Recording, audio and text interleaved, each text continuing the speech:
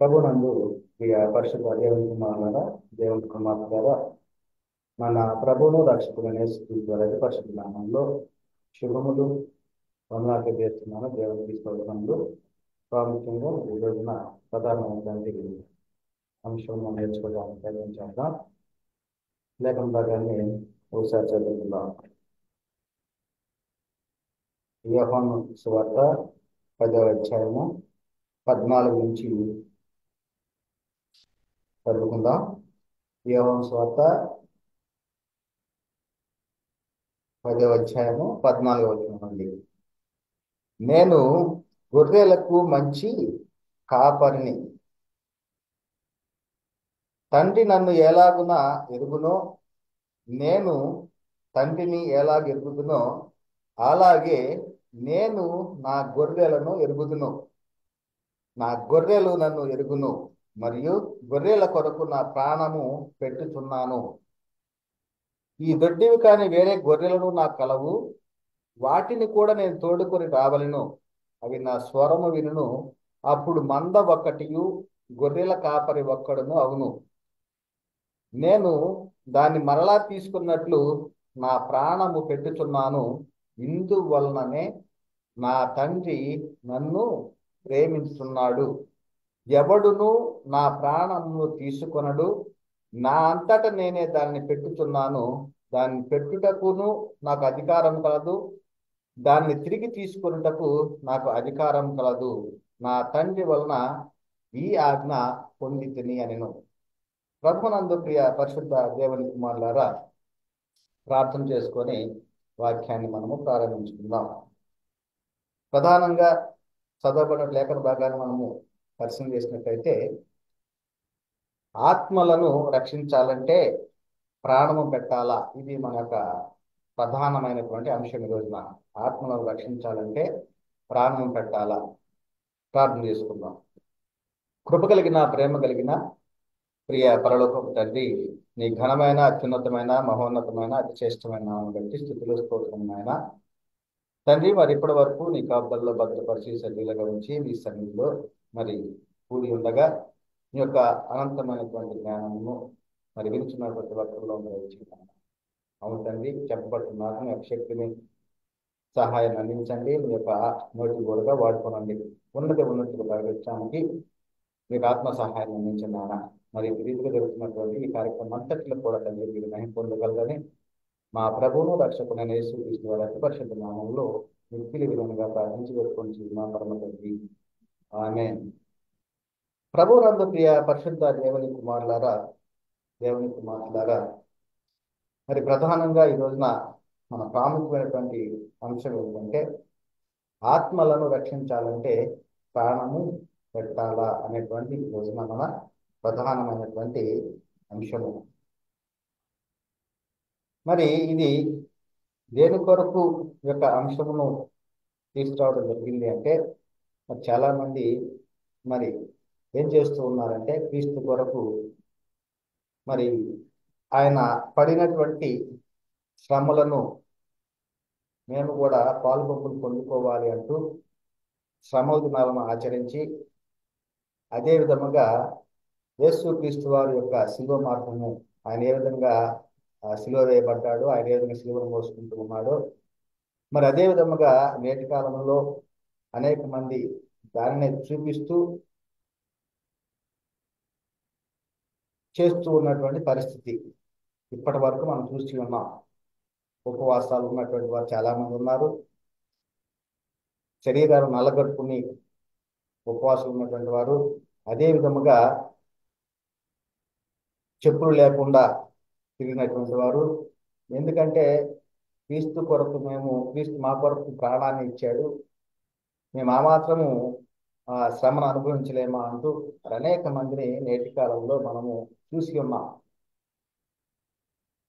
అయితే ఈ యొక్క ఆత్మలను రక్షించాలంటే యేసుక్రీస్తు వారు మరి ప్రాణం పెట్టాలా? ఇక్కడ చెప్పబడతా ఉన్నది లేఖన భాగాన్ని ఒకసారి చూసినట్లయితే ఏమంటూ ఉన్నాడు? ఎవడును నా ప్రాణమును తీసుకొనడు. నా అంతట నేనే దాన్ని పెట్టుచున్నాను, దాన్ని పెట్టుటకును నాకు అధికారం కలదు, దాన్ని తిరిగి తీసుకున్నటకు నాకు అధికారం కలదు. నా తండ్రి వలన ఈ ఆజ్ఞ పొంది ఉన్నాను. ఇది యేసుక్రీస్తు వారు చెప్పబడుతున్న మాటలు. అదేవిధంగా ఆయన యేసుక్రీస్తు వారు ఈ లోకానికి ఎందుకు వచ్చాడు? మనల్ని రక్షించడానికి వచ్చినటువంటి యేసుక్రీస్తు వారు తన ప్రాణం పెట్టడానికి వచ్చాను అంటున్నాడు. ఇందువల్లనే నా తండ్రి నన్ను ప్రేమించున్నాడు అని అంటున్నాడు. ఎందుకు ప్రేమిస్తున్నాడు తండ్రి అనే యేసుక్రీస్తు వారిని అంటే తన ప్రాణాన్ని పెట్టుటకే. మరి ఈ విధముగా యేసుక్రీస్తు వారు ప్రాణాన్ని ఎందుకు పెట్టాడు, మరి ఎందుకు ప్రాణాన్ని మరలా తీసుకున్నాడో మనకి అర్థమవుతోంది. ఎందుకంటే నశించిన దాన్ని వెతకి రక్షించటానికి వచ్చినవాడు యేసుక్రీస్తు వారు. కనుకనే ఏది నశించినది అంటే మనమై ఉన్న ఆత్మ నశించినటువంటి స్థితిలో ఉన్నది. అపరాధముల చేతను పాపము చేతను చనిపోయినటువంటి స్థితిలో ఉన్నాం. ఇది యేసుక్రీస్తు వారు వచ్చేదాటికి ఉన్నటువంటి పరిస్థితి. కనుకనే యేసుక్రీస్తు వారు ఏమంటున్నాడంటే నేను ప్రాణాన్ని పెట్టడానికి వచ్చాను, ఇందువలన తండ్రి నన్ను ప్రేమిస్తూ ఉన్నాడు అంటున్నాడు. అయితే ఆ కాలంలో మరి నాటి యెరూషలేము కుమార్తెలు యేసుక్రీస్తు వారు సిలువను మోస్తూ ఉన్నప్పుడు వారు దుఃఖిస్తూ ఉన్నారు, ప్రలాపిస్తూ ఉన్నారు. అయినా కానీ యేసుక్రీస్తు వారు ఏమంటున్నాడు, నా కొరకు ఏడవద్దు, మీకోసం మీ పిల్లల కోసం ఏడవండి అన్నాడు. ఇంకా చాలా సందర్భాల్లో మనము చూసినట్లయితే యేసుక్రీస్తు వారు ఆ కాలంలో ఆనాటి యెరూషలేము కుమార్తె చెప్పిన మాటలు ఆ విధంగా ఉన్నది. అదే విధంగా ఆయన శ్రమ పడ్డాడు, సిలువ వేయబడ్డాడు, సమాధి చేయబడ్డాడు, తిరిగి మూడో దిన లేపబడ్డాడు. దీనికి అందరూ ప్రధాన కారణం ఏమిటంటే తన ప్రాణాన్ని పెట్టాడు. ఎందుకు పెట్టాడు అంటే మనమై ఉన్న ఆత్మను దేవునితోటి సమాధాన స్థితిని పొందుకోవడం వరకు. జీవించున్న పేరు మాత్రం ఉన్నది కానీ మృతులమై ఉన్న స్థితిలో ఉన్నదాన్ని రక్షించుకోవడం కొరకు తన ప్రాణాన్ని పెట్టినట్టుగా మనం చూస్తా ఉన్నాం. ఇదే విషయాన్ని చెప్పబడతా ఉంది. ఏమని? రక్తము చిందింపకుండా పాప క్షమాపణ కలగదని సామాన్యంగా చెప్పవచ్చును. అంటే పాప క్షమాపణ జరగాలి అంటే ఏమి జరగాలి, ఏం చేయాలి అంటే రక్తము చిందించాలి. మరి ఆనాటి కాలంలో క్రీస్తుతో పాటుగా సిలువ వేయబడి ఉన్నటువంటి దొంగలను మనం పరిశీలన చేసినట్లయితే అతను అంటున్నాడు, ఏమంటున్నాడు? నిన్ను రక్షించుకొని మమ్మల్ని రక్షించు అంటున్నాడు. అదే విధముగా దారిన పోయేటువంటి వారు, ఆ మార్గమున వెళుతున్నటువంటి వారు మరి ఏమంటూ ఉన్నారు అంటే ఇతరులను రక్షించాడు, తన్ను తాను రక్షించుకొనలేడు అంటున్నాడు. అంటే ఇతరులను రక్షించాడట, కానీ తనను తాను రక్షించుకొనలేదు అనేటువంటి మాట మరి ఆ కాలంలో ఆ సమయంలో మరి ఆనాడు ఉన్నటువంటి జనులు యేసుక్రీస్తు వారి విషయమై అపహాసించుతూ మాట్లాడుతూ ఉన్నారు పిల్లారా. అదే పొజిషన్లో నేటి కాలంలో ఇప్పుడు కూడా చాలా మంది ఏమంటూ ఉన్నారు? తనను తాను రక్షించుకొనలేని వాడు మిమ్మల్ని ఎందుకు రక్షిస్తాడు? సిలువలో ప్రాణాన్ని పెట్టాడు, సిలువలో చనిపోయాడు, మూడు మేకులు పీక్కోలేని వాడు. చాలా మందిని మనం చూస్తా ఉన్నాం ఈ నేటి కాలంలో. వారు ఎందుకు మాట్లాడుతున్నారు అంటే వారికి గ్రహించలేనటువంటి స్థితి. ఎందుకంటే ప్రకృతి సంబంధి అయినటువంటి మనుషుడు ఆత్మ సంబంధమైనటువంటి సంగతులను చూడలేడు, గ్రహించలేడు. ప్రకృతి సంబంధి అయిన మనుషుడు దేవుని ఆత్మ విషయాలు అంగీకరించలేడు. ఆ స్థితిలో ఉన్నటువంటి వారు ఏమని అంటున్నారంటే మూడు మేకులు పీక్కోలేని వాడు మిమ్మల్ని రక్షిస్తాడు. ఆయన ఎందుకు సిలువలో మరణించవలసి వచ్చింది? మరి ఆత్మను రక్షించాలంటే ప్రాణాన్ని పెట్టవలసిందేనా? మరి ధర్మశాస్త్ర కాలంలో, మొదటి నిబంధన కాలంలో ఏమి జరుగుతుందంటే బలులు అర్పణలు జరుగుతూ ఉన్నవి. అదే క్రమంలో కొత్త నిబంధనలో కూడా పాప క్షమాపణ జరగాలంటే రక్తము చిందింపకుండా పాప క్షమాపణ కలగదు అనేటువంటిది సామాన్యంగా చెప్పవచ్చును అనేటువంటిది కూడా చెప్పబడతా ఉంది పిల్లారా. కనుకనే మరి యేసుక్రీస్తు వారు తన ప్రాణాన్ని పెట్టడానికే వచ్చాడు, తన ప్రాణాన్ని తీసుకోవటానికి ఆయన ఈ లోకానికి వచ్చినట్టుగా మనం చూస్తా ఉంటే మరి ఈ ప్రకృతి సంబంధి అయినటువంటి మనుషులు ఏమంటూ ఉన్నారు? తనను తాను రక్షించుకోలేనటువంటి వాడు. మరి ఆనాడు క్రీస్తు వారు సిలువలో శ్రమ పొందుతూ మరణానికి దగ్గరగా ఉన్న సమయంలో ఆ మార్గంన వెళ్ళుతున్నటువంటి వారు ఏమంటూ ఉన్నారు? వీడు ఇతరులను రక్షించను, తనను తానే రక్షించుకొనలేదు. ఈ ఇశ్రాయేలు రాజు కదా, ఇప్పుడు సిలువ మీద నుండి దిగిన యెడల వారిని నమ్ముతూ అంటున్నారు. వారిని నమ్మాలంట, సిలువ మీద నుంచి దిగితే నమ్ముతారట. మరి నేటి కాలంలో క్రీస్తుని శిరస్సుగా కలిగిన, క్రీస్తులోని బాప్తిసం పొందినటువంటి అనేకులు కూడా మరి యేసుక్రీస్తు వారి విషయమై మాకు ఈ కార్యము చేస్తేనే కానీ మేము ఆయన దేవుని కుమారుడనో లేకపోతే ఇంకొకటి మేము నమ్మము, మాకు వివాహము జరిగితేనో లేకపోతే ఉద్యోగాలు వస్తేనో ఆర్థిక సంబంధమైన ఇబ్బందులు పోతేనే కానీ మేము ఆయనను నమ్మము అనేటువంటి స్థితిలోకి వచ్చి ఉన్నారు. మరి ఆనాడు కూడా అక్కడ ఉన్నటువంటి ఆ మార్గంలో వెళ్తున్నటువంటి వారు కూడా ఈయన ఇశ్రాయేలు రాజు కదా, వీడు ఇతరులను రక్షించాడు కానీ తనను తాను రక్షించుకోలేడు, ఒకవేళ శిలువ మీద దిగిన యెడల వారిని నమ్ముదుము అనేటువంటి మాటలు ఆ కాలంలో చెప్తూ ఉన్నటువంటి పరిస్థితి. మరైతే ప్రకృతి సంబంధి అనేటువంటి మనుష్యుడు దేవుని ఆత్మ విషయాలను అంగీకరించలేడు కదా. మరి యేసుక్రీస్తు వారి విషయంలో తాను చేస్తున్నటువంటి యొక్క యెరూషలేముకు వెళుతూ తను చేసేటువంటి శిలువ యాగాన్ని, శ్రమలు పొందాలి, శిలువ వేయబడాలి, చనిపోవాలి, సమాధి చేయబడాలి, తిరిగి 3వ దినమున లేస్తాను అని తన శిష్యులతోటి చెప్పుతూ ఉన్నటువంటి క్రమంలో పేతురు గారితోటి పేతురు గారు ఏమంటున్నాడంటే, ఇది నీకు దూరమగునుగాక అనేటువంటి మాటలు అన్నట్లుగా మనం చూస్తున్నాం. ఇది నీకెన్నటికి కలగద్దని ఆయన యేసుక్రీస్తు వారిని గద్దించినట్లుగా కూడా మనము చూస్తూ ఉన్నాం. అంటే దేవుని యొక్క కార్యాన్ని అడ్డగించేటువంటి వారు, దేవుని యొక్క చిత్తాన్ని నెరవేర్చకుండా ఉండాలి అనేటువంటి ఆపటానికి ప్రయత్నించేవారు ఎవరు అంటే సాతాను అనేటువంటిది ఆ కాలంలోనే యేసుక్రీస్తు వారు పేతురుతో అన్న సందర్భాన్ని మనం ఒకసారి పరిశీలించేద్దాం పిల్లారా. మత్తయి సువార్త 16వ అధ్యాయము 21 నుంచి 23 వచనాల్లో, అప్పటి నుండి తాను యెరూషలేమునకు వెళ్ళాలి, పెద్దల చేతను, ప్రధాన యాజకుల చేతను, శాస్త్రుల చేతను అనేక హింసలు పొందాలట. ఎవరెవరి చేత? ప్రధాన యాజకుల చేతను, శాస్త్రుల చేతను అనేక హింసలు పొంది చంపబడి 3వ దినం లేచుట అగత్యమని యేసు తన శిష్యులకు తెలియజేయ మొదలు పెట్టగా, పేతురు అంటున్నాడు, ఆయన చేయి పట్టుకొని, ప్రభువా ఇది నీకు దూరమగునుగాక, అది నీకెన్నడను కలగదని ఆయనను గద్దింపసాగాను. అంటే దేవుని యొక్క చిత్తాన్ని, దేవుడు అప్పగించిన పనిని నెరవేర్చకుండా ఉండటానికి మరి ఏమంటూ ఉన్నాడు అంటే, ఇది నీకు దూరమగునుగాక, ఇది నీకెన్నడను కలగదని ఆయన గద్దించాడట. అప్పుడు యేసుక్రీస్తు వారు ఏమంటూ ఉన్నాడు? అయితే ఆయన పేతురు వైపు తిరిగి, సాతానా నా వెనకకు పొమ్ము, నీవు నాకు అభ్యంతర కారణమై ఉన్నావు. అంటే దేవుని యొక్క సంకల్పాన్ని, దేవుని యొక్క పనిని అడ్డగించే వారు ఏమై ఉన్నారంటే చెప్పబడుతుంది, అభ్యంతర కారణమై ఉన్నారు. వారే సాతానులు అనేటువంటి కూడా చెప్పబడతా ఉంది. అదే నీవు మనుషుల సంగతులను తలంచున్నావు కానీ దేవుని సంగతులు తలంపుకున్నామని పేతురుతోటి చెప్పినటువంటి సందర్భాన్ని మనం చూస్తాం పిల్లారా. మరి నేటి కాలంలో చాలా మంది కూడా దేవుడు చెప్పినటువంటి దానిని నెరవేర్చకుండా, దేవుని చిత్తాన్ని గ్రహించకుండా మనుషులు కల్పించిన పద్ధతులు దేవోపదేశాలుగా భావించి వారు చేస్తున్నటువంటి క్రియలను బట్టి ఏమవుతూ ఉన్నారు? వారు సాతానులుగా పిలువబడుతున్నారు, సాతాను అనుచరులుగా ఉంటూ ఉన్నారు పిల్లారా. కనుకనే మరి యేసుక్రీస్తు వారు మరి చూసినట్లయితే ఆ కాలంలో ఏం జరుగుతూ ఉంది? యూదులు, ప్రధాన యాజకులు, పెద్దలు ఆయనని ఏం చేస్తూ ఉన్నారు? వారి చేత హింసలు పొందటానికి ఉంటే ఆయన మీద, యేసుక్రీస్తు వారి మీద నేరం మోపారు.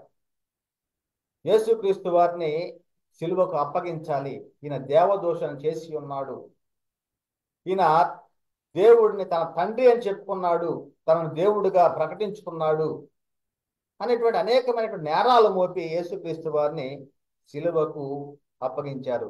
మరి యేసుక్రీస్తు వారిని ఎందుకు సిలువ వేశారు? ఆయన యేసుక్రీస్తు వారు ఎవరు ఏమి ఆయనను బలహీనుడిగా ఉన్నాడు అనుకుంటున్నారా? యేసుక్రీస్తు వారు బలహీనుడిగా ఉన్నాడా? తనకు అండగా ఎవరు లేరని అనుకుంటూ ఉన్నారా? లేకపోతే ఆయన ఎందుకు సిలువ వేశారు? ఆయన సిలువ వేయటానికి గల ప్రధాన కారణం ఏమిటి? చాలా మంది నేటి కాలం ఆయన బలహీనుడై ఉన్నాడు కనుక ఆయన సిలువ వేశారు, ఆయన ప్రాణం పెట్టాడు అనేటువంటి విషయాలు చాలా మంది చెప్తున్నట్టు పరిస్థితి మనం చూస్తా ఉన్నాం పిల్లారా. కానీ ఆయన విషయంలో ఏమంటున్నాడు? నాకు ప్రాణం పెట్టడానికి అధికారం కలదు, మరలా దాన్ని తీసుకోవడానికి అధికారం కలదు.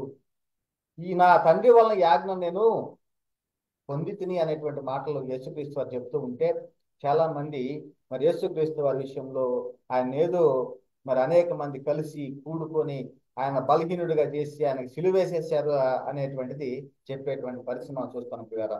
కనుక ఇక్కడ చెప్పబడతా ఉంది, తండ్రి ఎలాగ తనంతట తాను జీవము గలవాడై ఉన్నాడు, అలాగే కుమారుడు కూడా తనంతట తాను జీవము గలవాడు, కుమారునికి అధికారం ఉంది జీవము కలిగి ఉండటానికి. అంటే యేసుక్రీస్తు వారు తన ప్రాణం విషయమై, తన జీవం విషయమై ఎలాంటి అధికారాన్ని కలిగి ఉన్నాడో మరి నేటి కాలంలో ఉన్నటువంటి వారు గ్రహించలేకపోతూ ఉన్నారు.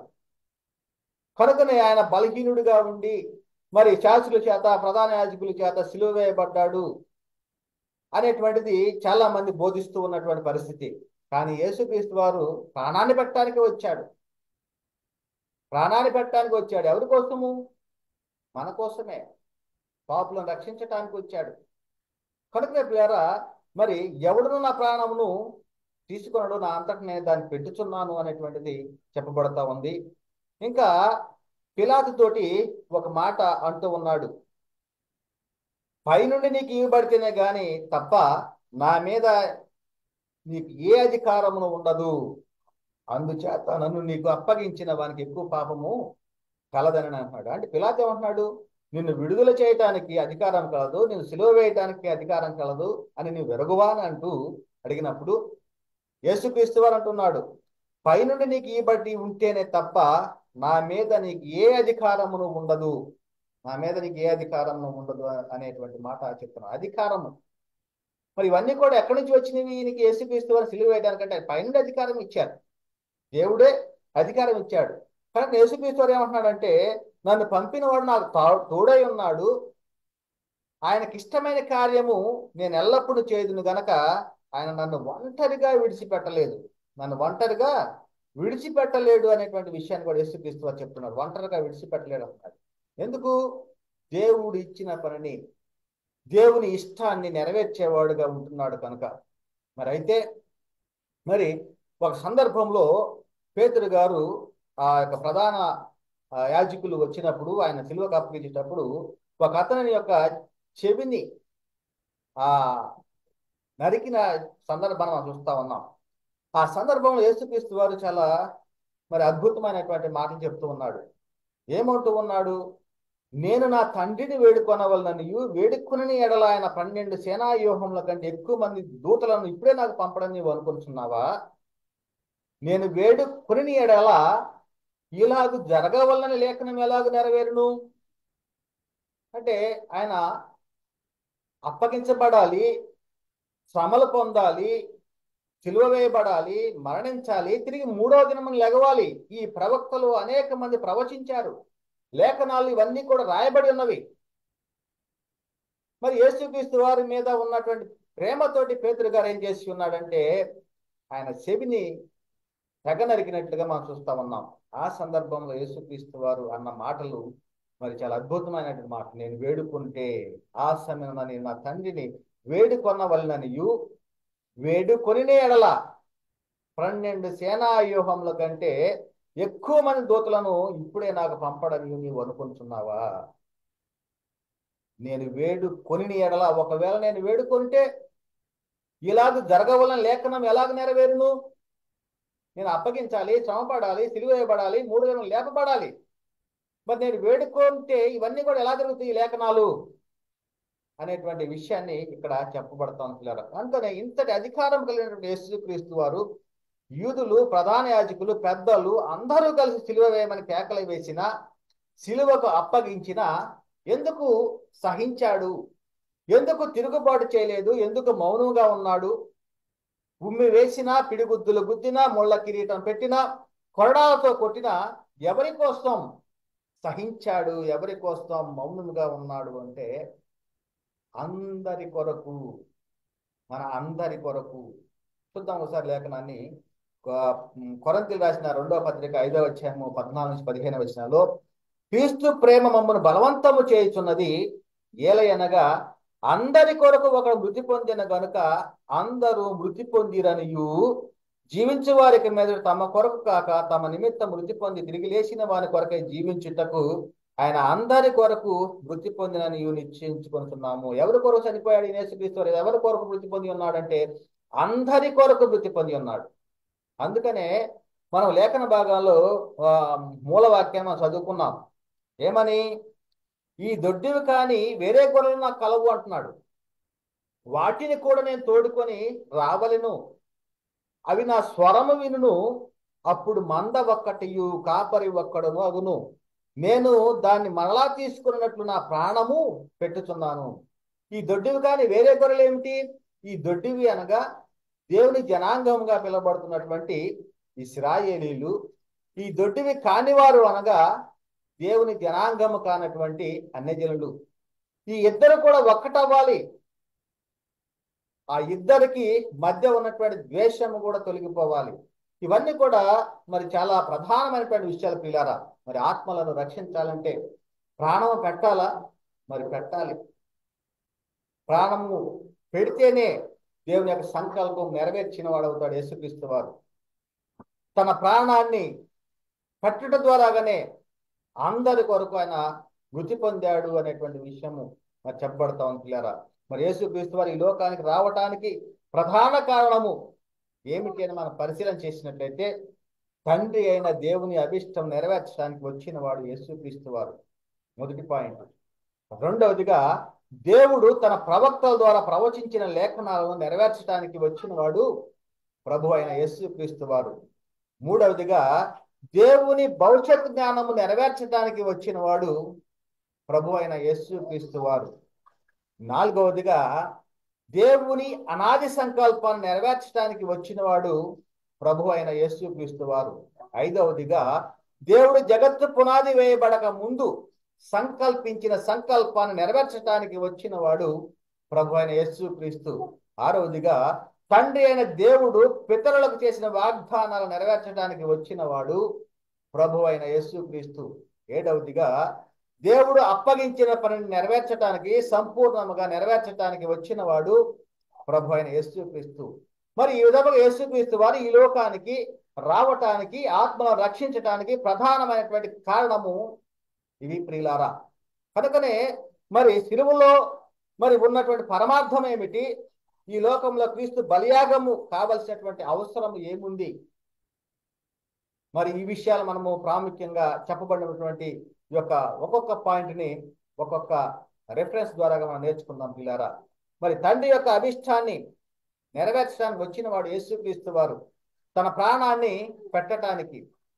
అదే చెప్తున్నాడు కొలసీ రాసిన పత్రిక 1వ అధ్యాయము 19-20 వచనాల్లో, ఆయన యందు సర్వ సంపూర్ణత నివసింపవలననియు, ఆయన శిలువ రక్తము చేత సంధి చేసి ఆయన ద్వారా సమస్తమును శిలువ రక్తము ద్వారా సంధి చేసి సమస్తమును, అవి భూలోకమందున్నవైనను పరలోకమందున్నవైనను వాటన్నింటినీ ఆయన ద్వారాగా సమాధానపరుచుకున్న వల్లని తండ్రి అభిష్టమాయను. తండ్రి అభిష్టం ఇది. యేసుక్రీస్తు వారిని శిలువకు అప్పగించటం, శిలువలో యేసుక్రీస్తు వారు మరణించటం తండ్రి యొక్క అభిష్టము.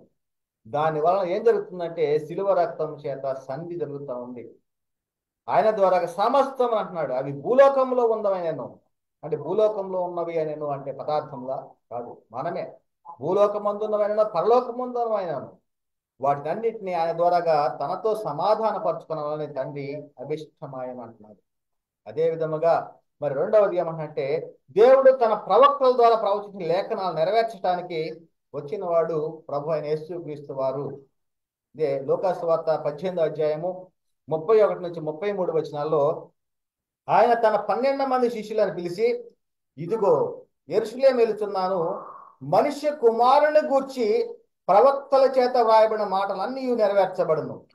ప్రవక్తలు మరి సమూయేలు మొదలుకొని ఎందరు ప్రవక్తలు ప్రవచించున్నారో ఆ ప్రవక్తలందరూ కూడా ఈ దినమును గురించే ప్రవచించారు. ఏ దినము? ఆయన పునరుత్థాన దినమును గురించి. మరి అనేక మంది ఆయన సిలువలో చనిపోవాలి, సమాధి చేయబడాలి, తిరిగి లేపబడాలి. చివరికి దావీదు గారు కూడా, ప్రవక్త అయిన దావీదు కూడా మరి ఆ మాటలు పలికిన సందర్భాన్ని మనం చూస్తా ఉన్నాం ప్రియులారా.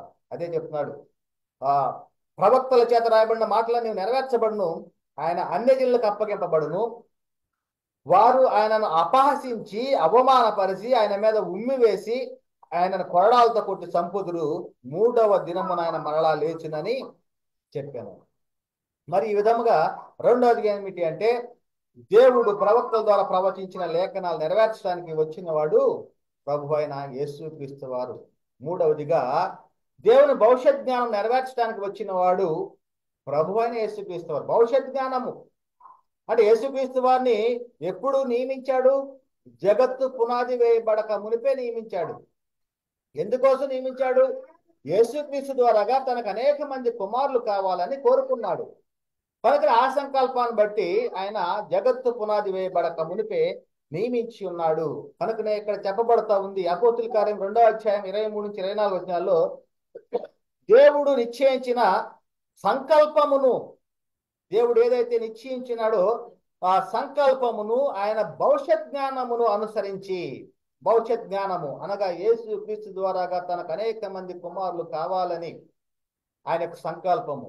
కనుక అప్పగింపబడిన ఈయనను మీరు దుష్టుల చేత సిలువ వేయించి చంపితిరి, మరణము ఆయనను బంధించుట అసాధ్యము గనుక దేవుడు మరణ వేదన తొలగించి ఆయనను లేపెను. ఆయన బలహీనుడు అవటం వల్ల యూదుల చేత సిలువ వేయించుకున్నాడని అనుకుంటూ ఉన్నారా? కాదు కదా. క్రీస్తు మరణము ముందుగానే నిర్ణయించబడింది. ఎప్పుడు? భవిష్యత్ జ్ఞానం, దేవుని యొక్క భవిష్యత్ జ్ఞానం, తండ్రి అయిన దేవుని యొక్క భవిష్యత్ జ్ఞానం. అదే చెప్తున్నారు కదా అపోస్తుల 4వ అధ్యాయంలో 27-28 వచనాల్లో, ఏమి జరగవలనని నీ హస్తమును నీ సంకల్పమును ముందు నిర్ణయించెనో వాటినన్నింటిని చేయుటకై నీవు అభిషేకించిన నీ పరిశుద్ధ సేవకుడైన యేసునకు విరోధముగా హేరోదును పొంతి పిలాతును అన్యజనులతోనూ ఇశ్రాయేలు ప్రజలతోనూ ఈ పట్టణమందు నిజముగా కూడుకున్నది. వీళ్ళందరూ కూడుకోవటానికి, ఆయన సిలువ వేయటానికి ప్రధాన యాజకులు కావచ్చు, యూదులు కావచ్చు, పొంతి పిలాతును అన్యజనులతో సహా మరి ఎందుకు కూడుకున్నారు అంటే, ఏమి జరగవలని హస్తమును నీ సంకల్పమును ముందు నిర్ణయించెను అంటే తండ్రి యొక్క భవిష్యత్ జ్ఞానాన్ని నెరవేర్చడానికి వచ్చిన వాడు యేసుక్రీస్తు. అందుకని అంటున్నాడు కదా, తండ్రి లోకము పుట్టక మునుపు నీ యొద్ద నాకే మహిమ ఉన్నదో ఆ మహిమతో నన్ను ఇప్పుడు మహిమపరచుము అంటున్నాడు. యోహాను సువార్త 17వ అధ్యాయంలో ప్రార్థన చేస్తూ ఉన్నాడు. కనుక ద్వారా మరి ఆయన సంకల్పాన్ని, దేవుడిచ్చిన పనిని సంపూర్ణంగా నెరవేర్చడానికి వచ్చాడు. కనుక తండ్రి యొక్క భవిష్యత్ జ్ఞానాన్ని నెరవేర్చడానికి వచ్చిన వాడు ప్రభువైన యేసుక్రీస్తు వారు. 4వదిగా దేవుని అనాది సంకల్పాన్ని నెరవేర్చడానికి వచ్చిన వాడు యేసుక్రీస్తు వారు. అదే చెప్తున్నాడు, క్రీస్తు సిలువలో మరణించడం దేవుని యొక్క ప్రణాళిక. అదే ఎఫెసీ పత్రిక 1:6లో, మనము తన ఎదుట పరిశుద్ధులమును నిర్దోషము ఉండవాలని జగత్తు పునాది వేయబడక మునిపే ప్రేమ చేత ఆయన క్రీస్తులో మనలను ఏర్పరుచుకొనెను. ఇది దేవుని యొక్క అనాది సంకల్పాన్ని నెరవేర్చడానికి వచ్చిన వాడు ప్రభు అయిన యేసుక్రీస్తు వారు.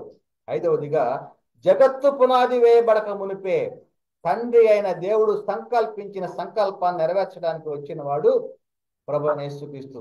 పేతురు గారు రాసిన మొదటి పత్రిక 1వ అధ్యాయం 20వ వచనంలో, ఆయన జగత్తు పునాది వేయబడక మునిపే నియమింపబడెను.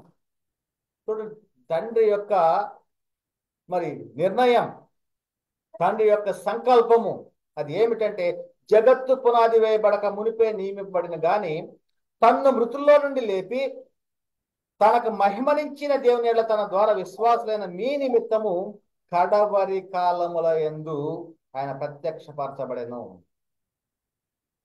కాగా మీ విశ్వాసము నిరీక్షణ దేవుని యందు ఉంచబడి ఉన్నది. కడవరి కాలం యేసుక్రీస్తు వారు ప్రత్యక్షపరచబడి ఉన్నాడు.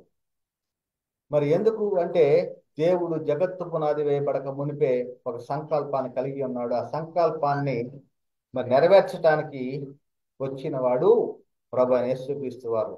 6వదిగా మరి తండ్రి అయిన దేవుడు పితరులకు చేసినటువంటి వాగ్దానాలను నెరవేర్చడానికి వచ్చిన వాడు ప్రభువైన యేసుక్రీస్తు వారు.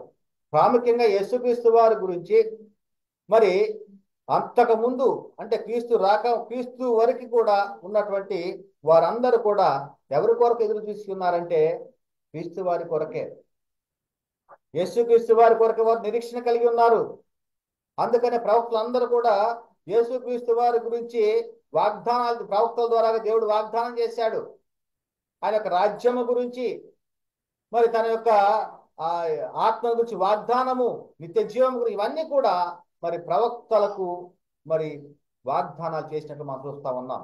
కనుకనే మరి తండ్రి అయిన దేవుడు పితరులు చేసిన వాగ్దానం నెరవేర్చడానికి వచ్చిన వాడు ప్రభు అయిన యేసుక్రీస్తు వారు. 6వ పాయింట్గా మనం నేర్చుకుందాం పిల్లారా.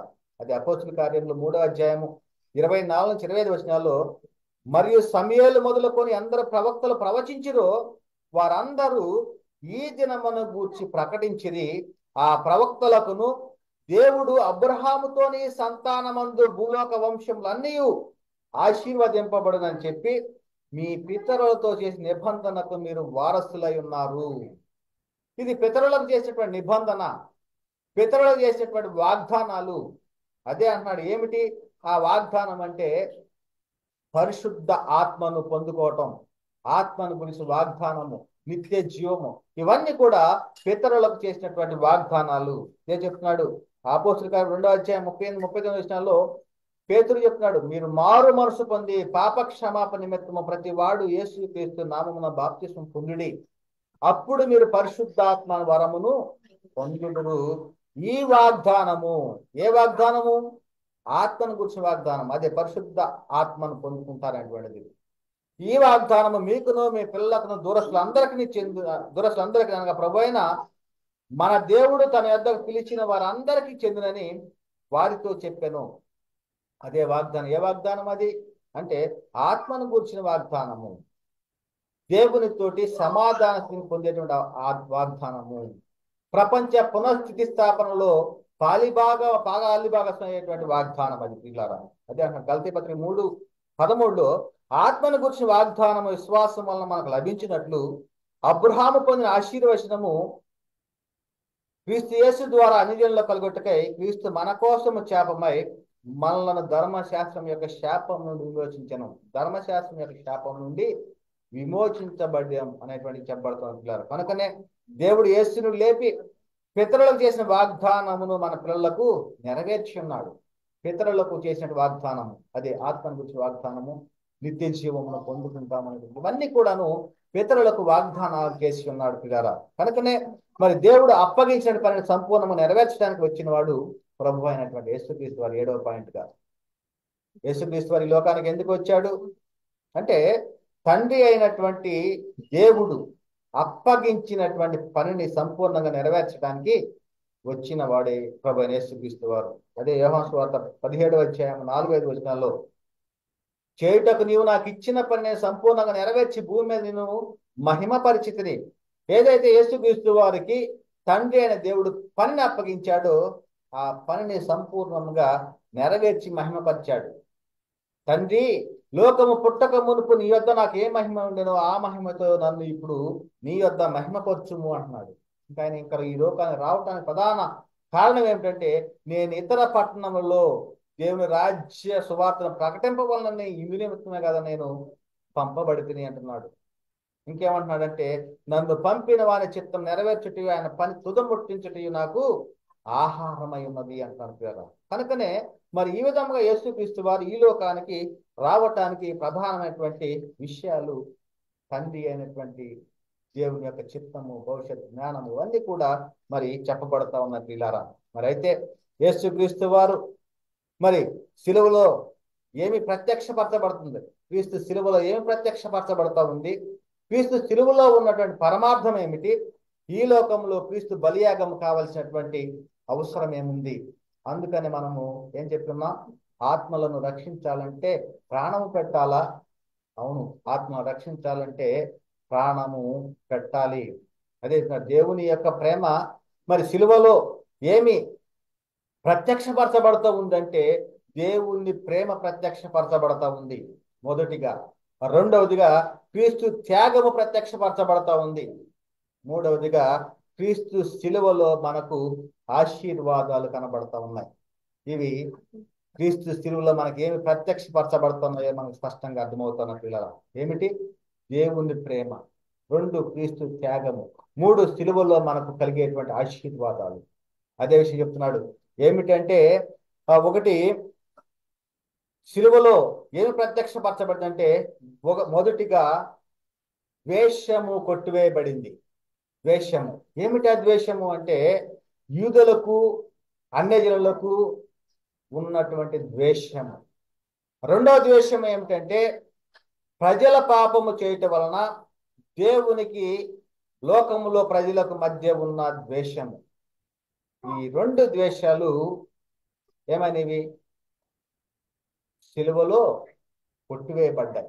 అదే చెప్తున్నాడు. మొదటి ద్వేషం ఏమిటంటే అన్యజనులకు యూదులకు మధ్య ఉన్నటువంటి ద్వేషం గురించి మనం తెలుసుకుందాం. కనుక ఇక్కడ ఏం చెప్పబడతా ఉంది మనము మూలవాక్యంలో? ఈ దొడ్డివి కాని వేరే గొర్రెలు నాకు కలవు, వాటిని కూడా నేను తోడుకొని రావాలను, అవి నా స్వరము వినును, అప్పుడు మంద ఒక్కటి గొర్రెల కాపరి ఒక్కడు యగును, నేను దాన్ని మరలా తీసుకున్నట్లు నా ప్రాణం పెట్టుతున్నాను, ఇందువలనే నా తండ్రి నన్ను ప్రేమించుతున్నాడు. ఇందువలన ఎందుకు ప్రేమిస్తున్నాడు? ఈ దొడ్డివి కాని వేరే గొర్రెలు నాకు కలవు అంటున్నాడు. ఇక్కడ కూడా ఏమంటున్నాడు? ద్వేషము. ఎవరెవరి మధ్య ద్వేషం ఉంది? యూదులకు అన్యజనులకు ఉన్నటువంటి ద్వేషము. యేసుక్రీస్తు వారు తాను ప్రత్యక్షంగా బోధించిన కాలంలో మరి ఏం చెబుతూ ఉన్నాడంటే, నేను నశించిన ఇశ్రాయేలు వద్దకి నేను పంపబడితిని అంటున్నాడు. తన శిష్యులతో కూడా ఏం చెప్తున్నాడంటే, అన్యజనుల దారిలోకి వెళ్ళొద్దు, నశించినటువంటి ఇశ్రాయేలు వద్దకి మీరు వెళ్ళండి అంటున్నాడు ఆయన ప్రత్యక్షంగా బోధించిన కాలంలో. ఎందుకు ఈ మాట చెప్తున్నాడంటే ధర్మశాస్త్రానికి లోబడి జీవిస్తున్నాడు కనుక. ధర్మశాస్త్రానికి లోబడి ఉన్న వారిని విమోచించడానికి ధర్మశాస్త్రం లోబడిన వాడాయను. ఆ ధర్మశాస్త్రమే వారికి మధ్య ద్వేషముగా ఉన్నది. ఆ ద్వేషాన్ని కొట్టివేయటానికి వచ్చిన వాడు ప్రభు అయినటువంటి యేసుక్రీస్తు వారు. చెప్తున్నారు కదా, అది ఎఫెసీ పత్రిక 2వ అధ్యాయము 14-18 వచనాల్లో, ఆయన మన సమాధానమై ఉండి మీకును మాకును ఉండిన ద్వేషమును, మీకును మాకును అనగా మీరు అనగా అన్యజనులు, మాకు అనగా ఇశ్రాయేలీయులు. ఇక్కడ చెప్పబడుతున్న సందర్భము పౌలు గారు చెప్తున్నాడు, మీకు అన్యజనులుగా మీకును మాకు అనగా ఇశ్రాయేలుకు ఉండిన ద్వేషమును. ఏమిటా ద్వేషము? అనగా విధి రూపకమైన ఆజ్ఞలు గల ధర్మశాస్త్రమును. ఆ ధర్మశాస్త్రమే ఇద్దరి మధ్య ద్వేషముగా ఉంది. ఆ ధర్మశాస్త్రమే ఇద్దరిని వేరు చేస్తూ ఉంది. కనుక నేను చేసి ఉన్నాడు, విధి రూపకమైన ఆజ్ఞల ధర్మశాస్త్రము తన శరీరం మందు కొట్టివేయట చేత మధ్య గోడను పడగొట్టి, అది వారి మధ్య గోడగా ఉంది, వారిద్దరిని కలపకుండా చేస్తూ ఉంది. ఆ ధర్మశాస్త్రం అనేటువంటిది అదే వారికి మధ్య గోడగా ఉంది. అదే చెప్తున్నాడు, మన ఉభయులను ఏకము చేసెను. మధ్య గోడగా ఉన్నాడు ధర్మశాస్త్రాన్ని సిలువలో కొట్టివేయడం ద్వారా వారి మధ్య ద్వేషము తొలగిపోయింది. అదే ఇట్లు సంధి చేయొచ్చు ఈ ఇద్దరిని తన యందు ఒక నూతన పురుషునిగా సృష్టించి తన శిలువ వలన ద్వేషమును సంహరించి దాని ద్వారా వీరిద్దరిని ఏక శరీరముగా చేసి దేవునితో సమాధాన పరచవలని ఇలాగ చేసిన గనక ఆయనయే మనకు సమాధాన కారకుడై ఉన్నాడు. మరియు ఆయన వచ్చి దూరస్తులైన మీకును సమీపస్తులైన వారికి సమాధాన సువార్తను ప్రకటించెను. ఆయన ద్వారాగానే మనము ఉభయులము ఒక ఆత్మయందు తండ్రి సన్నిధికి చేరగలిగి ఉన్నాము. మరి ఇది అప్పుడు ఉన్నటువంటి పరిస్థితి. ఇశ్రాయేలుకి ఒక గొప్పతనం ఉంది. అన్యజనులు ఏ స్థితిలో ఉన్నారో ఆ కాలంలో మరి లేఖనమే చెప్పబడతా ఉంది. అదే ఇశ్రాయేలుకు ఉన్న గొప్పతనం ఏమిటంటే శరీరముతో చేతితో చేయబడిన సున్నతి కలవారు, సున్నతి కలిగినటువంటి వారు ఇశ్రాయేలీలు. వాగ్దాన నిబంధనలు కలిగినటువంటి వారు ఇశ్రాయేలీలు. నిరీక్షణ కలిగినటువంటి వారు ఇశ్రాయేలీలు. దేవుడు కలిగినటువంటి వారు ఇశ్రాయేలీలు. క్రీస్తునకు సమీపస్తులుగా ఉన్నవారు ఇశ్రాయేలీలు. వారికి ఉన్నటువంటి గొప్పతనం ఇది. దత్తపుత్రత్వము కలిగినటువంటి వారు, మహిమయు కలిగినటువంటి వారు, నిబంధనలు కలిగినటువంటి వారు, ధర్మశాస్త్రము కలిగినటువంటి వారు, ప్రధానమును అర్చనాచారాలను కలిగినటువంటి వారు, వాగ్దానములను కలిగినటువంటి వారు ఇశ్రాయేలు.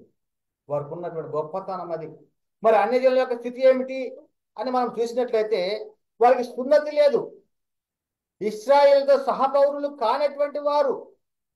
పరదేశులను, వాగ్దాన నిబంధనలు లేని పరజనులను, నిరీక్షణ లేని వారును, దేవుడు లేని వారును, క్రీస్తుకు దూరస్తులుగా ఉన్నటువంటి వారు. ఇది ఆ కాలంలో మరి దేవుని జనాంగంగా పిలువబడుతున్నటువంటి ఇశ్రాయేలీలకును, దేవుని జనాంగము కానటువంటి అన్యజనులకును మధ్య మరి ఇటువంటి ద్వేషము ఉన్నది. కనుకనే లేఖన భాగం మనం పరిశీలన చేసినట్టయితే రోమపత్రిక 9:4 చెప్పబడతా ఉంది, వీరు ఇశ్రాయేలీలు దత్తపుత్రత్వమును, మహిమయు, నిబంధనలను, ధర్మశాస్త్ర ప్రధానమును, అర్చనాచారాదులు, వాగ్దానములని వీరివి అని ఇశ్రాయేలు కలిగిన గొప్పతనం గురించి ఇక్కడ చెప్పబడతా ఉంది.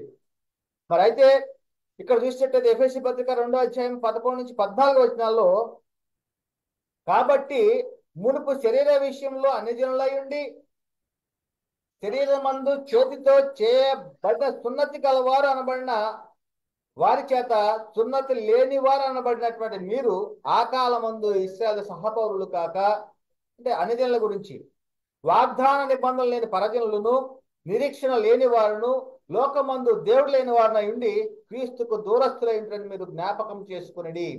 వీరు ఏ విధముగా మరి క్రీస్తు వద్దకు వచ్చారు అంటే, ఆ యొక్క ద్వేషం ఏదైతే ఉందో ఆ ధర్మశాస్త్రము వారిద్దరి మధ్య గోడగా ఉందో ఆ యొక్క ధర్మశాస్త్రాన్ని సిలువలో కొట్టివేశాడు.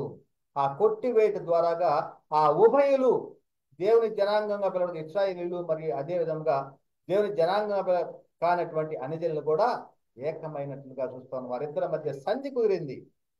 దేవునితోటి సమాధాన స్థితిని కలిగి ఉన్నారు. అదే మునుపు దూరస్తులైన మీరు ఇప్పుడు క్రీస్తు యేసునందు క్రీస్తు రక్తం వలన సమీపస్తులై ఉన్నారు. ఆయన మన సమాధానమై ఉండి మీకును మాకును ఉండిన ద్వేషమును, అనగా విధిరూపకమైన ఆజ్ఞ ధర్మశాస్త్రమును తన శరీరమందు కొట్టివేడి చేత మధ్య గోడను పడగొట్టి మన ఉభయులను ఏకము చేసెను. మరి ఇద్దరి మధ్య ద్వేషముగా ఉన్న మధ్య గోడను, ఆరుగా మధ్య గోడగా ఉన్న ధర్మశాస్త్రం కొట్టివేడి చోట క్రీస్తునందు అందరూ ఏకముగా ఉన్నారు. మరి యేసుక్రీస్తు వారు ఆ కాలంలో చెప్పినటువంటి మాటలు నెరవేర్చబడినా లేదా అంటే, క్రీస్తు శిలువలో ప్రాణం పెట్టుట ద్వారాగా పరలోకం నుండి పంపబడిన పరిశుద్ధాత్మ చేత ప్రేరేపించబడి దేవుని మూలముగా పలికిన మాటల ద్వారాగా పరిశుద్ధాత్మని బోధలో మరి వారు ఏకమైనట్లుగా మనం చూస్తాం పిల్లారా. కనుకనే గలతీ పత్రిక 3:26-28 వచనాల్లో, యేసుక్రీస్తునందు మీరందరూ విశ్వాసం వల్ల దేవుని కుమారులై ఉన్నారు. క్రీస్తులోనికి బాప్తిసం పొందిన మీరందరూ క్రీస్తును ధరించుకొని ఉన్నారు. ఇందులో యూదుడని, గ్రీసు దేశస్థుడని, దాసుడని, స్వతంత్రుడని లేదు, పురుషుడని, స్త్రీ అని లేదు, యేసుక్రీస్తునందు మీరందరూ ఏకముగా ఉన్నారు. కనుక ప్రియులారా, మరి ఈ విధముగా వారిద్దరి మధ్య ద్వేషము ధర్మశాస్త్రము. అదే ఒక రెండో ద్వేషం ఏమిటంటే, ప్రజలు పాపము చేయటం వలన దేవునికి లోకములోని ప్రజలకు మధ్య ఉన్న ద్వేషము. ఏ ద్వేషము? మీరు పాపం చేస్తూ ఉన్నారు, దేవునికి ప్రజలకు మధ్య ద్వేషం ఉంది, అడ్డుగోడగా ఉంది పాపం అనేటువంటిది. అదే చెప్తున్నారు కదా, యేసుక్రీస్తు వారు దేవునికిని మానవునికి శిలువ రక్తము చేత సంధి చేశాడు. శిలువ రక్తం ద్వారాగా సంధి చేశాడు. అదే చెప్తున్నారు కొలసీ రాసిన పత్రిక 1:19-20 వచనాల్లో, ఆయన ఎందుకు సర్వ సంపూర్ణత నివసింపవలననియు ఆయన శిలువ రక్తము చేత సంధి చేసి, ఎలా సంధి చేస్తున్నాడు? దేని ద్వారాగా? శిలువ రక్తము చేత. మరి చాలా మంది అనుకున్నట్లుగా ఆయన మరి తను రక్షించుకోలేని వాడా? మరి ఎందుకొరకు ఆయన శిలువలో చనిపోయాడు అంటే, ఆత్మలను రక్షించాలి, దేవునితోటి సమాధాన స్థితిని కలిగించాలి, ఇశ్రాయేలుకి అన్యజనులకు మధ్య ఉన్నటువంటి ద్వేషమును అనేటువంటిది తొలగించాలి, మధ్య గోడగా ఉన్న ధర్మశాస్త్రాన్ని కొట్టివేయాలి.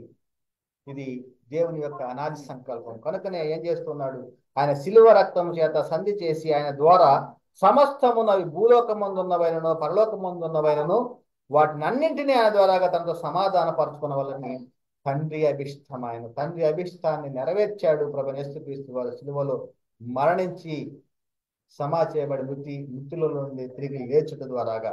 కనుకనే ఇక్కడ చెప్పబడుతుంది కొలసీ రాసిన పత్రిక 2:13-15 వచనాల్లో, మరియు అపరాధం వలనను శరీరమందు సున్నతి పొందక ఇండుట వలనను మీరు మృతులై ఉండగా, ఏ స్థితిలో ఉన్నారండి? మృతులై ఉండగా దేవుడు వ్రాతరూపకమైన ఆజ్ఞల వలన మన మీద రుణముగాను మనకు విరోధముగాను ఉన్న పత్రమును మేకులతో సిలువకు కొట్టి దాని మీద సేవరాతను తుడిచివేసి మనకు అడ్డము లేకుండా దాన్ని ఎత్తివేసి మన అపరాధములన్నింటినీ క్షమించి ఆయనతో కూడా మిమ్మల్ని జీవింపజేసాను. అపరాధములన్నీ కూడా క్షమించబడ్డాయి. ఆయనతో కూడా జీవింపజేస్తూ ఉన్నాడు అనేటువంటిది ప్రధానంగా చెప్పబడుతున్నారు. కనుకనే మరి క్రీస్తు శిలువ యొక్క ప్రాధాన్యత ఏమిటో తెలిస్తే మరి చాలా మంది మరి మూడు మేకులు పీక్కోలేని వాడు మరి అనేక మందిని ఎలా రక్షిస్తాడు అనేటువంటి మాటలు మాట్లాడరు. ఆయన బలహీనుడిగా ఉన్నాడు, మేము అందుకనే రోధిస్తూ ఉన్నాము, మేము అందుకనే ఆ శ్రమను అదే శరీరాన్ని నల్లగొట్టుకుంటున్నాము అనేటువంటి వారు ఉండరు. దేవుని యొక్క అభిష్టం అది, దేవుని యొక్క ప్రణాళిక అది, దేవుని యొక్క చిత్తం అది, దేవుడు ఈ భవిష్యత్ జ్ఞానం అది, జగత్తు పునాది వేయబడక మునిపే దేవుడు సంకల్పించిన సంకల్పం అది. కనుకనే యేసుక్రీస్తు వారు దేవుడు అప్పగించిన పనిని సంపూర్ణంగా నెరవేర్చాడు. కనుకనే సిలువలో ఏముంది? సిలువలో మరణించడానికి, సమాచేయబడి తిరిగి లేపబడటానికి సిలువలో ఏం జరిగింది? మరి ఆనాడు అపోస్తులు బోధించారు, సిలువను గూర్చిన వార్త నశించున్న వారికి వెరితనము గాని రక్షింపబడుతున్న మనకు దేవుని శక్తి అయి ఉన్నది అంటున్నాడు. రక్షింపబడుతున్న మనకు దేవుని శక్తి, సిలువను గూర్చిన వార్త. అదే విధంగా అపోస్తులు ప్రకటిస్తున్నారు, మేము సిలువ వేయబడిన క్రీస్తునే ప్రకటిస్తున్నాం అంటున్నారు. మరి ఎవరిని మేము ఎరుగము అంటున్నారు. మరి నేటి కాలంలో యేసుక్రీస్తు వారిని శరీర రీతిగా ఎరిగి ఉన్నారా? మహిమలో ఉన్నటువంటి క్రీస్తుని ఎందుకు చూడలేకపోతూ ఉన్నారు? కనుకనే సిలువలో ఏముందంటే, సిలువలో పాప క్షమాపణ ఉంది, విమోచన ఉంది, నిత్య జీవము ఉంది. కనుకనే పిల్లారా, మన ముందు ఉంచబడి ఉన్నవి అడుగు జాడలు. ఆ అడుగు జాడలు బట్టి మనం నడుచుకోవాలి. ఎవరి అడుగు జాడలు అంటే క్రీస్తు మన ముందు ఉంచినటువంటి అడుగు జాడలు మనం నడుచుకోవాలి, మన ముందు ఉంచినవి. అంతేగాని ఆ రోజున సిలువ వేయబడ్డాడు, సిలువను మోసుకుంటూ పోయాడని చెప్పేసి సిలువను మోసుకోవటం కాదు. అదే విధముగా యెరూషలేము కుమార్తెలు ఏడ్చారు కాబట్టి మేము కూడా దుఃఖించడం కాదు. కానీ ఏమి చేయాలి ఇప్పుడు అంటే చెప్పబడతా ఉంది. పేతురు గారు రాసిన మొదటి పత్రిక 2వ అధ్యాయము 21 నుంచి 24 వచనాల్లో, ఇందుకు మీరు పిలువబడితిరి, క్రీస్తు మీ కొరకు బాధపడి మీరు తన అడుగు జాడలను నడుచుకున్నట్లు మీకు మాదిరి ఉంచిపోయాను. ఆయన పాపము చేయలేదు. ప్రధానంగా ఏం చెప్పబడతా ఉంది? ఆయన పాపము చేయలేదు. అంటే క్రీస్తులోనికి బాప్తిసం పొందినటువంటి మనమందరము కూడా ఏమై ఉన్నాము? పరిశుద్ధపరచబడి ఉన్నాము, పరిశుద్ధులుగా పిలువబడుతూ ఉన్నాము. పాపము చేయని వారముగా ఉండాలి అని ప్రధానంగా చెప్పబడుతోంది. ఆయన నోట ఏ కపటమును కనబడలేదు. ఆయన దూషించబడి బదులు దూషింపలేదు. ఆయన శ్రమ పట్టబడి బెదిరింపక న్యాయముగా తీర్పు తీర్చి దేవునికి తన్ను తాను అప్పగించుకొనెను. మనము పాపముల విషయమై చనిపోయి నీతి విషయమై జీవించినట్లు ఆయన తానే తన శరీరమందు మన పాపములను రాను మీద మోసుకొనెను. ఆయన పొందిన గాయముల చేత మీరు స్వస్థత నొందితిరి. కనుక ద్వారా మరి చాలా ప్రాముఖ్యమైనటువంటి అంశం ఇది. ఆత్మలను రక్షించాలంటే ప్రాణం పెట్టాలా? మరి ప్రాణం పెట్టడానికి, ప్రాణం తీసుకోవటానికి ఆయనకి అధికారం ఉంది. నా అంతటా నేనే దాన్ని పెట్టుతున్నాను, దాన్ని పెట్టకు నాకు అధికారం కాదు, తిరిగి తీసుకోవడం నాకు అధికారం కాదు, నా తండ్రి వలన యాజ్ఞను పొంది ఉన్నానని యేసుక్రీస్తు వారు మరి చెప్పి ఉన్నాడు. మరి అవన్నీ కూడా జ్ఞాపకం రావట్లేదా? ఒకసారి ఆలోచించండి. యేసుక్రీస్తు వారు సిలువలో మరణించి మరి సమాచేయబడి తిరిగి లేపబడటానికి ప్రధాన కారణం అంటే ఆత్మలను రక్షించటానికి. మరి ఈ విధంగా మనం గ్రహించగలిగామా, లేకపోతే ఏదో నామకార్థంగా ఉండే స్థితిలో ఉన్నామా? ఒకసారి ఆలోచించాల్సిన అవసరం అంతే లేదా? కనుకనే మరి మనం ఏ స్థితిలో ఉన్నాం? పౌలు గారు అంటున్నాడు, సంఘమును ఆయన శరీరం కొరకు క్రీస్తు పడిన పాటలలో కొదువైన వాటిని నా వంతు నా శరీరమందు సంపూర్ణం చేస్తున్నాను. ఆయన రక్షణ సిద్ధపరిచాడు. మన ముందు ఉంచవలసిన, మన ముందు ఉన్నటువంటి బాధ్యత మనము చేయవలసినటువంటి పని ఏమిటంటే ఆయన సిద్ధపరిచాడు రక్షణని. అందుకనే చెప్పబడుతోంది పౌలు గారు, సంఘము అను శరీరము కొరకు క్రీస్తు పడిన పాటలలో పొదువైన వాటిని నా వంతు నా శరీరం నందు సంపూర్ణం చేస్తున్నాను. అనేక మంది ఆత్మను రక్షించటానికి మరి మన ప్రయత్నంగా అనేక మందిని క్రీస్తును మరి శిరస్సుగా కలిగి సంఘంలో చేర్చబడటానికి మరి మన బాధ్యతగా ఏం చేయాలి? సిలువను గూర్చిన వార్తను ప్రకటించాలి. ఆయన యొక్క మరణ సమాధి పునరుత్థానాన్ని గురించి ప్రకటించాలి. కనుకనే ఇక్కడ చెప్పబడతా ఉంది, ఏమంటున్నాడు? మనము సహోదరులను ప్రేమించున్నాము గనక మరణములో నుండి జీవములోనికి దాటి ఉన్నాము అని ఎరుగుదము. మరి మనం ఏ స్థితిలో ఉన్నాము, ఎలా ఉన్నాము, మరి మనము ఏ స్థితిలోకి ఎంతకాలము మరి ఈ విధముగానే ఆ మనుషులు కల్పించే పద్ధతులు దేవోపదేశాలను భావించి వాటిని అనుసరిస్తూ వాటిని గైకొంటూ ఉండాలా, లేకపోతే వాక్యపరంగా ఎదిగేటువంటి స్థితిలో ఉండవలసినటువంటి వారం ఉండాలా? మరి ఏ స్థితిలో ఉన్నాము, ఎలా ఉన్నాము అనేటువంటిది ఒకసారి గమనించి మరి యొక్క చెప్పబడినటువంటి మాటలు వింటున్న ప్రతి ఒక్కరిలోనూ దేవుడు నీరు కట్టి ఫలింపచేయను గాక. చెప్పబడిన వాక్యం దేవుడు దీవించి ఆశీర్వదించిన గాక. అందరికీ వందనాలు. దేవునికి స్తోత్రములు. ఆత్మలను రక్షించాలంటే ప్రాణం పెట్టాలా అనే చక్కని అంశాన్ని బోధించిన దైవజనులు తాటి వెంకట్రావు గారికి యేసుక్రీస్తు నామములో హృదయపూర్వక వందనాలండి. మరి చెప్పబడిన వాక్యం నిమిత్తం